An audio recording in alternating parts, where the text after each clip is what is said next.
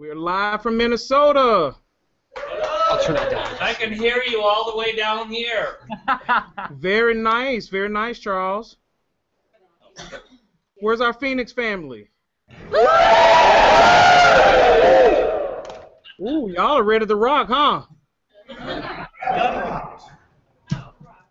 So we just finished. We're here in Minnesota with the Stillwater Junior High School boys. We got boys night out, rocking out in the Stillwater High School boys.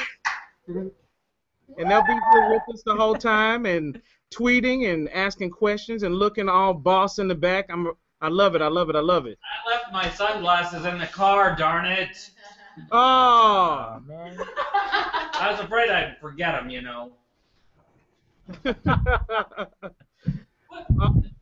All right, so I would love to just kick this off. Everybody, this is Tesfa Wondemagegnehu from Classical Minnesota Public Radio, and you are live at our rock party with the Kansas City Chorale and the Phoenix Chorale and the boys from Stillwater Junior High and Stillwater High School.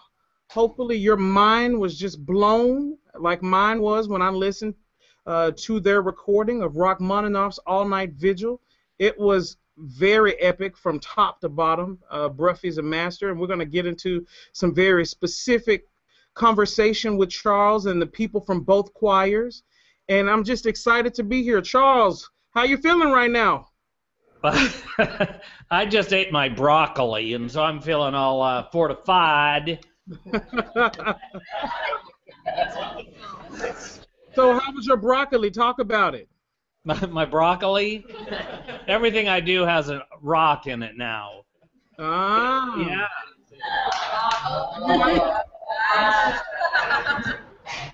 I see we're wearing scarves together. This is cute. Aren't we good? We're very good. We should have some pictures taken. Hey, we're taking plenty of pictures right now. Plenty. Yeah. So I have to just ask you point blank. I mean, I got to totally be real. This past weekend, I sat in my apartment with my big old 18-pound cat in my lap, and I listened to the Robert Shaw Festival Singers recording and the KC Foco recordings, alternating back and forth. Now, I had already listened to your recording about 4 or 5 times before, but this weekend I did it with the score in hand, and man, from listening to both discs, I can tell you straight up, I ugly cried about 6 or 7 times.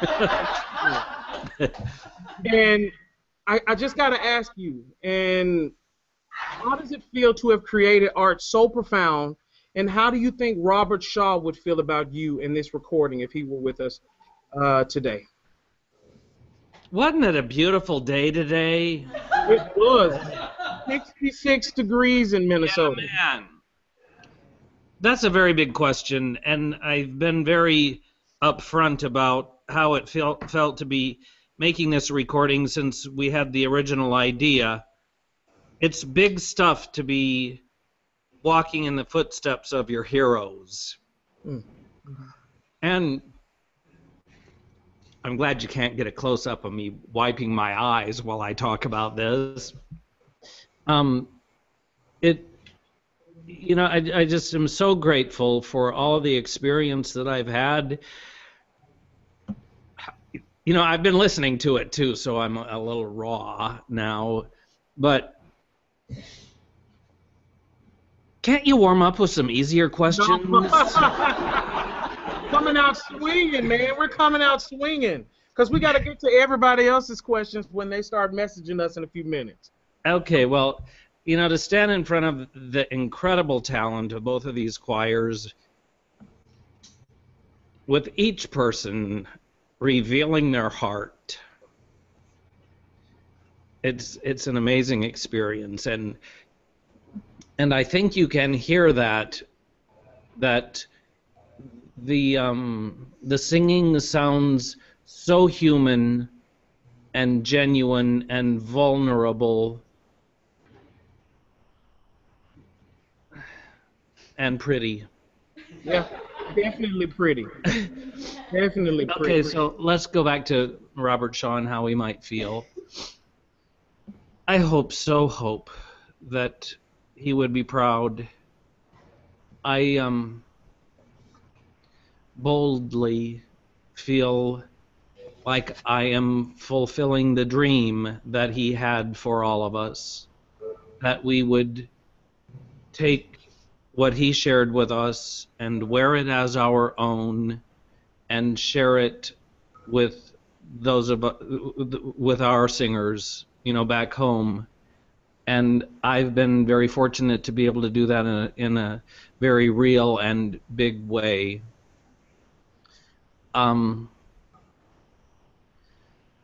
There are some differences between the two recordings. Definitely. And it was important to me that that we honor the history of the piece and the other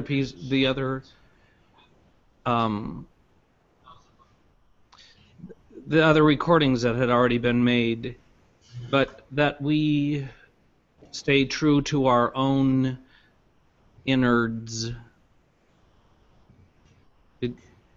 That we tell our own truth. And I can tell you from listening, Charles, the disc is unbelievable. I mean, it is from top to bottom. It is a document. It's a monument. It's something that will last for many, many years to come. And I think that choirs all over the world will get a chance to hear what you and the Phoenix Chorale and the Kansas City Chorale laid down on CD, and it will change lives. I am, adamant about that. It is that powerful, and you should be proud, and I believe that Robert Shaw would be proud as well. Thank you. So I want to get to some questions already. We got some questions flowing in pretty quickly. We got Jay Halleck. I want to move down to Phoenix, and it says, who chooses your repertoire? So I want to hear your voice, Charles. Who chooses? I'm pretty sure you got a good answer for that. And then I want to ask the Phoenix Chorale, what are their favorite pieces that you've conducted? It used to be that I chose all of the repertoire all the time, but conducting 4 choirs that need 4 different programs, and having done it for 15 years between Kansas City and Phoenix, and Kansas City way before then, I've now sought the advice and counsel of people that I respect. So in both choirs, they make suggestions about pieces, about the kinds of concerts that we might like to sing, down to specific pieces that we could fill in the program. So I have arrived at the point where I seek help from others. Very nice, very nice. So down to Phoenix. Phoenix, can you hear me? Yes. All right. So what do you think about Charles's repertoire? What's been your favorite over the years? You guys want to just shout it out? Martin Matt. What was that? Martin Matt. Oh, yeah, the Martin Mass. Fantastic work. It's unbelievable. That recording is really special, too. Now, for people that are just tuning in, the Phoenix Chorale and the Kansas City Chorale are separate organizations, but both of them are conducted by Charles Bruffy. And Bruffy is the magician, as you just said. He conducts 4 choirs, but those 2 choirs are the main choirs that he conducts. And they've collaborated on several discs, and this is the most recent collaboration. And I wanted to just say it's special when you put both of those choirs together. It's so interesting when you hear the individual recordings and then you hear what it sounds like combined. And I can think about, the Rachmaninoff, and think about so many other discs that you've all done together and separately that have just been so powerful. But during the recording process, I was wondering if you could elaborate, maybe, Charles, about how you chose them, how you chose their stance. I was told that you had maybe an interesting configuration. Could you elaborate on that? The beautiful part about bringing these two skilled choirs together is that we both work in the same way, and they both know the language of my hand, and so they know what it means. When we made this recording in particular, we stood a little out of the ordinary to our usual soprano, alto, tenor, bass concert performance. We wanted less of the treble, so we moved them to the back. We wanted more of the low basses, so we moved them to the fore. We like a lot of altos. They're the ones that primarily have the chants, so they were in the fore. So we just kind of managed the proximity to the microphones a little differently than we do in normal performance. So, question for the singers. What was the hardest part of this recording, this album, compared to past albums? That's from Jessica Bodford. And I would love to get somebody from Kansas City to answer that. Oh, Matthew. Finding a place to breathe. So, I have to tell you, I've been looking at all of those memes, and they're pretty special, you know. And listening to that recording, that's the thing that stood out the most to me, is that so often where choirs would normally take a breath, where the phrase typically would be interpreted as an ending point, you had this energy continue, and it was so carefully crafted, and the phrases were so beautifully sculpted. And could you talk about that? What was your reasoning about, you know, carrying all those phrases through, Charles? We've talked quite a bit that this piece is based on chant, either ancient chant or newly composed music that is written as though it were a chant. And that purling melody, you know, that just goes on and on as a chant does, though it comes to rhythmic and rhythmic resting places. So we just decided, instead of taking a corporate breath there, that we'd just sprinkle some fairy dust on it and go on.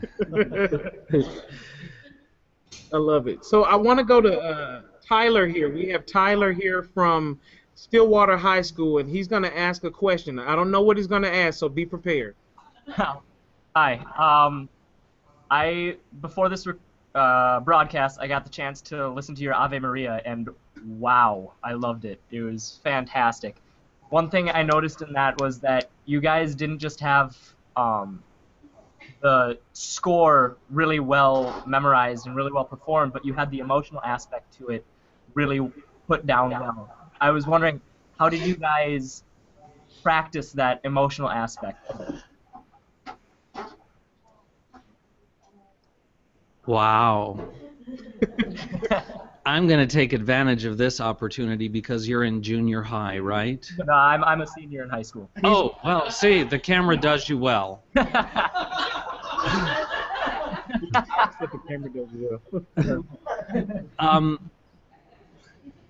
The saying it like you mean it thing, that's how I'm going to translate what you just said, but that disclosing of one's heart is not something that we practice. That in our art making, it is something we live. And therefore, it is never that we come back and say, okay, now once more with feeling. It's never that. It's always once more without feeling. Don't sing with it, no talent. And we talk about all we want to do is just sing the right notes at the right time without any talent. And as a young person, that's, I think, a really bigger question than perhaps you even know you asked. is that when you live in authenticity, which is what we tried to do with this recording, then you are always completely free. I like that. Phoenix, we're moving to you now, and gotta bring in some great questions here. It says, did the choirs get to sing with each other much before the recording session? Can we get a representative from Phoenix to answer that? We're gonna stick down. How are y'all doing down there? Y'all been pretty quiet. There we go. We're doing great. Good, good. The question was, did we get a chance to sing much together? Yeah, before the recording session. Could you talk about that process and the performance maybe of the rock? Yeah, the leading up to the recording, we had 2 concerts, or 2 weekends of concerts, one in Phoenix and one in Kansas City. So right before those concerts, we got a chance to rehearse with the Kansas City Chorale. I think it was in Phoenix first. And because we had so much opportunity to work with Charles, obviously, as he said before, we both know his gestures, we know his style. It was kind of like singing with the long-lost choir that you didn't know you had in a lot of ways, just because everything blended together in a way that was pretty neat. So in spite of having pretty few rehearsals together, we were able to make things happen quickly. But yeah, those 2 concerts, weekends, and then the recordings themselves. Awesome. So, some more questions for Phoenix. So you have this beautiful weather down there, and Kansas City, they got the crazy cold. And I was talking to Jen Rogers about the weather. Do you ever get a chance to practice outside doing the flash mob singing in Phoenix? No, we've done a flash mob thing before, but it wasn't outside. It was within a museum. But you can't really.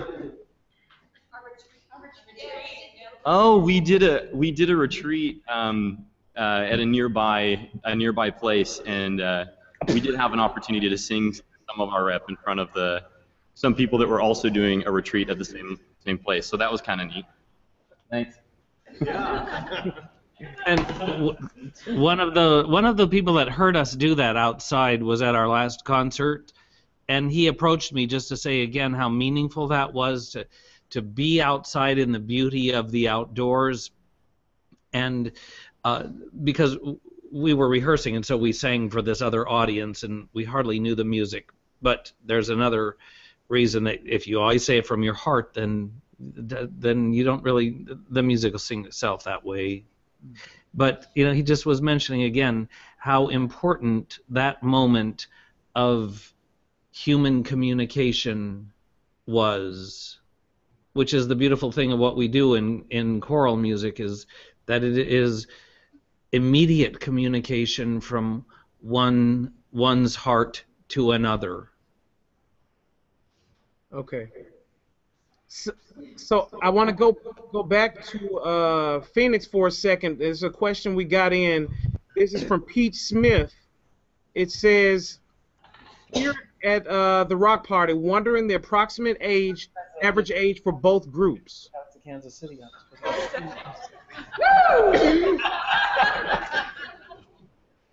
Hello. Hi. Well, we have quite a variety of ages. We have folks who are in school, and we have people who are out of school, people who are teaching school, people who are doing other careers, people who are old like me who've been around since a long, long time ago. So we have quite a variety of ages, but really, it's really the music that unites us. Everybody has that love for the music and for Charles.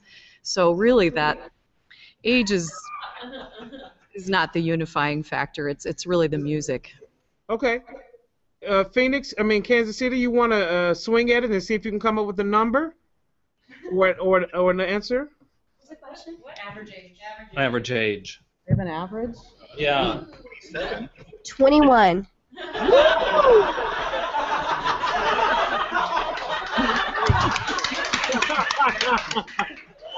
All right, Phoenix, you got to follow up with the answer. Give me a number. We're thinking 27 is our average. All right. Average. We're a little bit. We're younger over We're here. experienced and mature. Oh. Oh. Okay, so here's a little fun fact for you. David Topping, one of our fabulous.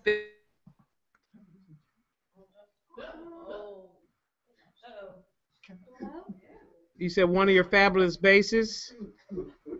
We're thinking average age around 27. All right, average age at 27. We're back in Kansas City. Charles, we got a question for you. Okay. And then I got basses. We got to ask you a question. My basses behind me are growing antsy. They got some questions for you. But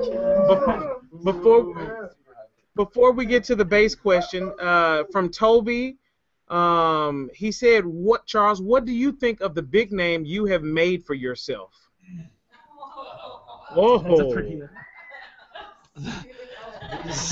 Yeah. You know, it's really gratifying that I get to do what I do, and it's just so nice that people like it. And you know, every time you, it's a funny thing. Every time you think, gosh, I wish they'd think I was important and let me go to the front of the line, then they've never heard of you. And so it's always a joke. It's never funny if you don't have the background information, you know? Yeah. So we got some questions here, actually. It says basses, and this is from Justice. It says, basses, how do you loosen up for those low notes? If the answer's illegal, you don't have to answer. So I want to go to Phoenix. So come up here. Phoenix, come on up. We got somebody from Phoenix and Kansas City. Illegal. It's not illegal if you're old enough. All right, here we go. We got somebody from KC. Who we have talking? This is Joe. Hey, Joe. I like that voice. One of the reasons we have the low basses here is just so that we can elevate the average age. Otherwise, it would be about 19. Lots of, for Russian repertoire, you need the vodka that comes from Russia. Now, when you're in high school, you can't go that route, but maybe you're local, whatever. All right. To Phoenix, what do we have? Talk to us about the basses. Were you doing illegal? Hopefully you were being pretty legal, right? Absolutely, 100%. And I've got to tell you that the basses in Phoenix, with one exception, are actually a lot younger, all right? So I learn a lot from my young colleagues. But what we do is what I have to do as a bass baritone to reach the contrabass parts is just really abuse the heck out of my voice. but it's I just have to grind, sing lower and lower. It's the truth, all right? So my chords swell a little bit, and eventually I can do the, you know. But then I do some vocal rest and some nice humming and sighing, and it's all good. All right, so we got a specific question here for Kansas City. It says, this is from, here we go, I think it's Burbsy669. It says, I'm rocking at the rock party and wondering what techniques the Kansas City Chorale tenors use to loosen tension. And that's going to bring us to our tenor soloist. I would love for him to come up right now. Can you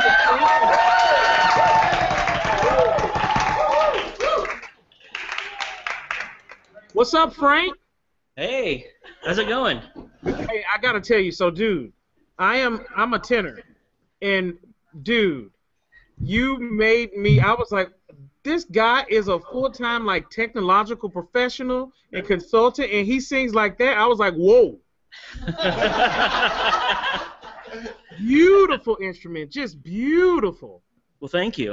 All right, you got to talk to us about your journey as a singer. Oh man, I just been singing for about 20 years now, and it just kind of, after a while, you get to know your voice, and it just happens. So you 27? Yeah, right. I'm bringing up the average too. So what do you do? What's your technological professional thing, consultant? What does that look like? I mean, how much time do you have to practice? Because when I hear that instrument, I'm thinking this guy's in the practice room all day long. It's such a beautiful and controlled instrument. It's special. It really is. Well, thank you. I do have a full-time day job, so I actually write iOS apps at the moment. So that's that's kind of fun. Maybe you should write a Bruffy app. Bruffyisms. There you go. Awesome. So do we also have we have multiple soloists throughout the project. All of them are fantastic, but I would love to talk to Julia. Is Julia in the house? She's in the house. Hey, girl.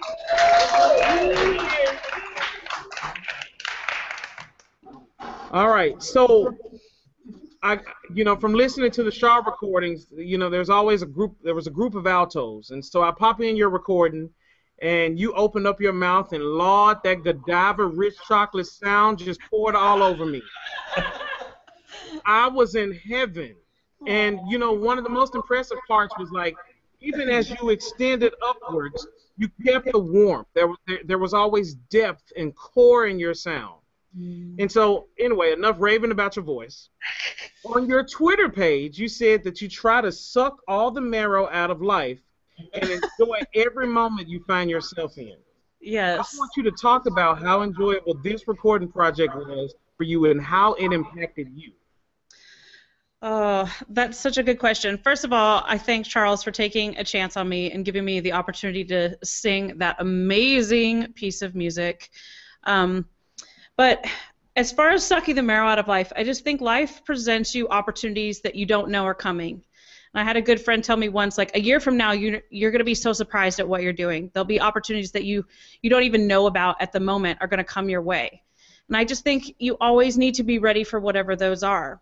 And as far as the recording goes, some people don't know, my oldest son graduated high school on the day that we recorded this album. And I had to make a choice about whether I would go to his graduation or be at the recording. And we sort of compromised. I was able to watch his graduation online and but be present with this group to record. So I just think it's a matter of just enjoying every opportunity you have and really reveling in it. And I have no regrets, and neither does my son. We enjoy the beautiful music that I've gotten to make on this album. Well, honey, you keep singing because that voice is the real deal. It is rich. Too kind. So I'm going to ask her a question now, okay? Oh. Uh-oh. Well, go ahead, Mr. Bruffy. Take over there. I can take off.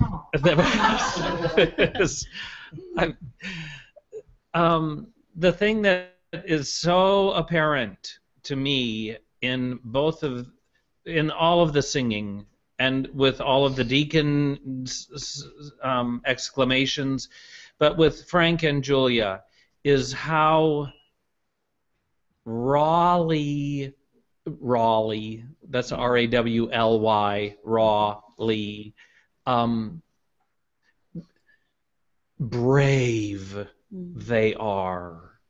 And I think that for the kind of singing that we ask these singers to do, it takes such incredible bravery to let yourself swing out that far and to be that available and exposed and disclosed. And I think you can really hear that in Julia's singing and what she brought to it. So talk about that for a second. Well, I think it's two things. One, good technique. So for any singer who's really serious about pursuing a career, get a great teacher and find a way to be able to sing well as you can at a moment's notice.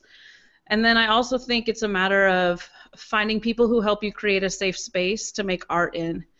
And I think Charles has done that for me. I know he has on multiple occasions, to just say, put it out there and see what happens. and that's what we did. And it is a little bit raw. There's moments when I listen to it and I'm like, I'm on the edge of my seat going, is that gonna break? No, it didn't break. That's amazing. I don't know. I appreciate the opportunity to put what I do down. So here we go, Charles. I'm about to throw a curveball at you. Are you ready? Yeah. What's the next project?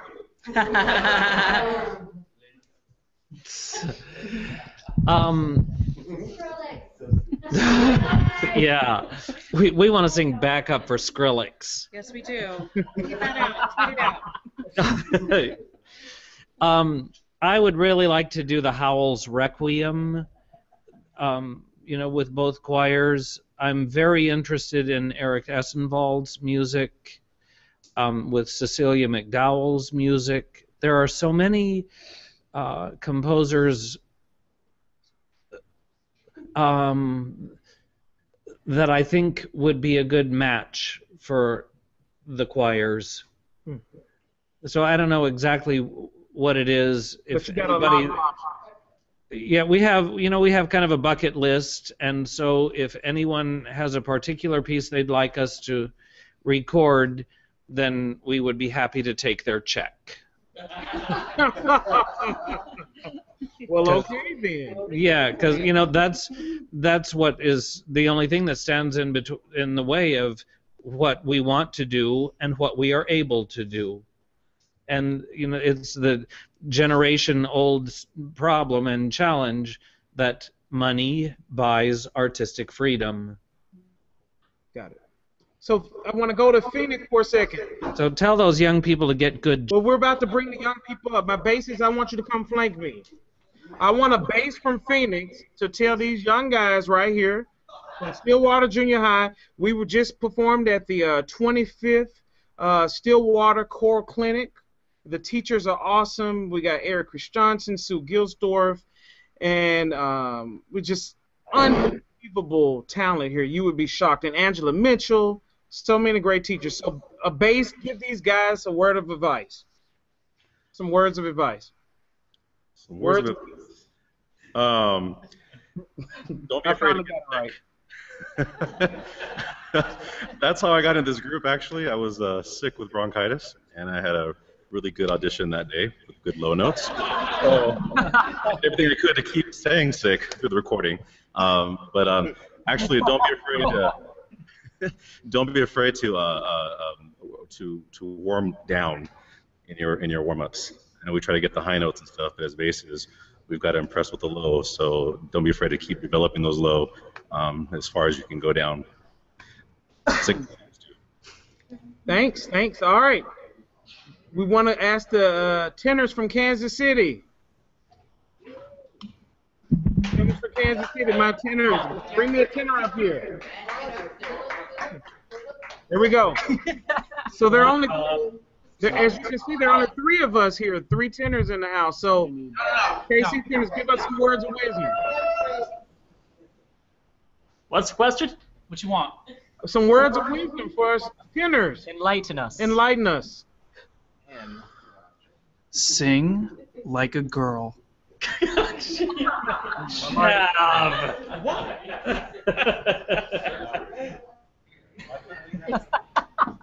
got any more nuggets for us? Yeah, come on. Give it all you got. Sing loud. Be proud that you're loud.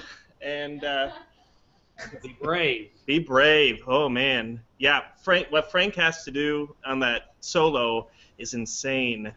So when you have to sail above everyone, you just have to take the chance, take the risk. Awesome. All right. So while we're here, thank you, tenors, for hooking us up with those nuggets. We appreciate it. Thank you. So while we're in KC, Charles, this is a question, and we're going to get you out. For those people that are tuning in now, and we still got a bunch of people tuning in, we appreciate you. This is the Rock Party. We're hanging out after the broadcast, recording on the Choral Stream. We're here with the Kansas City Chorale and the Phoenix Chorale, and they're in KC, Phoenix, and we're here in Stillwater, Minnesota. And thank you for tuning in. We're hoping that we can do something like this all the time. We got a lot of upcoming projects. Listen to the choral stream. It's 24/7 choral music.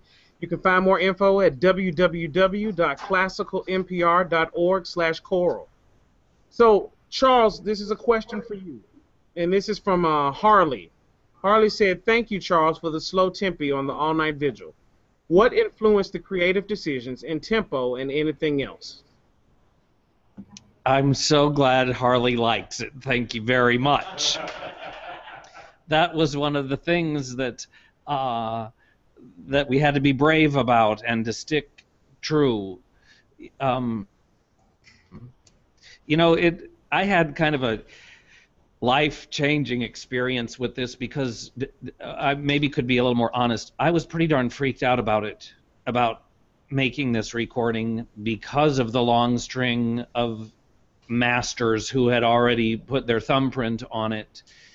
And we were over in England, and we went to Chandos.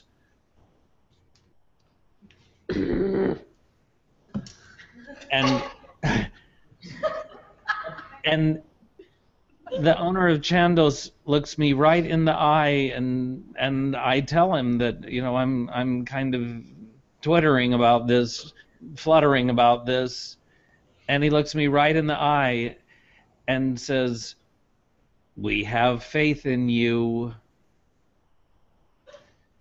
And I heard him. And that gave me a lot of courage. You know, when somebody looks you in the eye and says, "I have faith in you," that's big. Yeah. So, you know, I think one of the things that is most important in the evolution of one's own muse and in staying true to one's own talent is that you be brave and you have trust that what you have to say, if it is informed, is viable.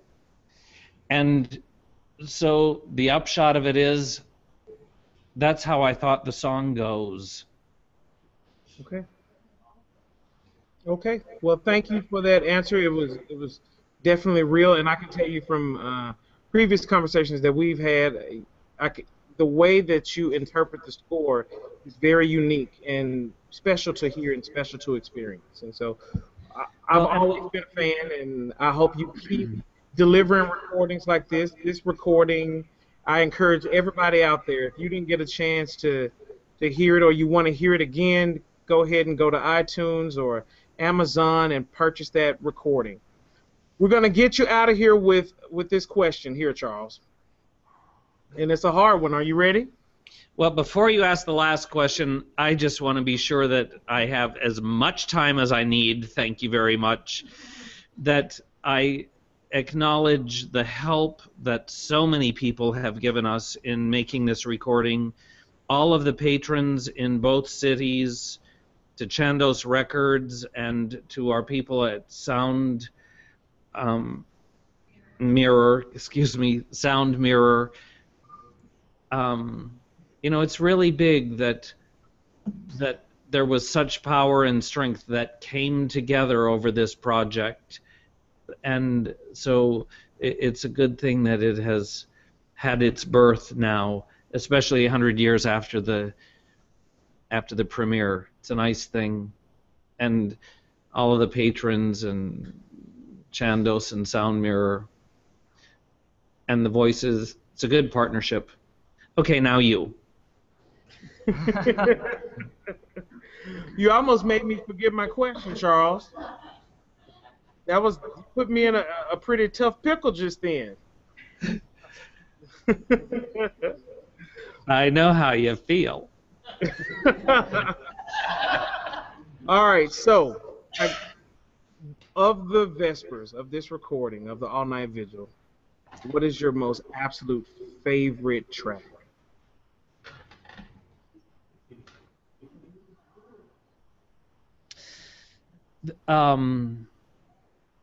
You know that song, Love the One You're With? Sing it for us. Mm-hmm. Charles, if you're going to bring up a song, you got to sing it. You know, I just think that there is such depth and beauty to be found in each track. That, you know, I can't say. I think the soloists sound so incredible, and I'm so proud to get to work with them. And you know, there's beauty everywhere you look, and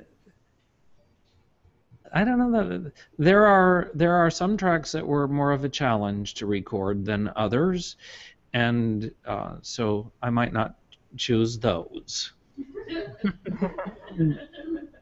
If there was a song from this disc that you would want played at your funeral, what song would that be?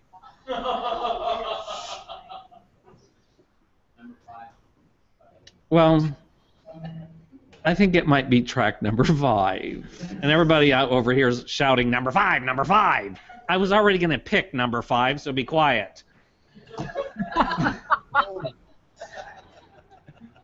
It might be number 5 or number 2.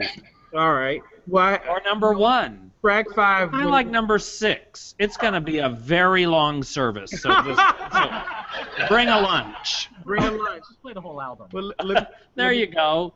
And then at the end, my hope is that everyone will sing Silent Night. Okay. Doesn't matter when it is. It's Silent Night. Okay. Well, we just took a strange and bizarre turn just then, but that's okay. Well, gosh. You know, after all the beautiful sounds I've gotten to hear and the beautiful people that I've gotten to work with, how could I not be ready? So true. You're so blessed, and we're blessed that you're making music with the people behind you and the people in Phoenix. Thank you for contributing this incredible art. And I want to go to Phoenix. Phoenix, hey, thank you so much. Y'all, keep doing it. Hopefully I can come down and visit there when it's the cold spell comes up again in Minnesota. I'll be on a plane down to Phoenix, all right? We're having some pretty sweet weather in Kansas City right now. Hey, we are in Minnesota. We got lucky today, but I'm pretty sure we'll get a snow shower coming sooner or later, maybe in April. I let all the horses out today, and they were happy. And how many horses do you have again? Remind us. Well, I had a new baby the other day, so I'm up to 15. 15. In case any of our listeners might be looking for one. All right, Kansas City. I also want to just give a shout out to any of the Texas All-State kids that might be on. Those were some of the most beautiful sounds I've ever heard. That was an incredible experience to do that. Texas All-State, you're getting props from the man, Charles Bruffy. Big props. Those are huge props, actually. So, Kansas City, thank you for all of you do in the house. We appreciate you hanging out with us. Thanking everybody at Classical Minnesota Public Radio. So many people help contribute to this product, specifically performers today. Fred Child, thank you so much. Peace out. Good night, everybody. Rock on, and rock on. Rock on. All right now.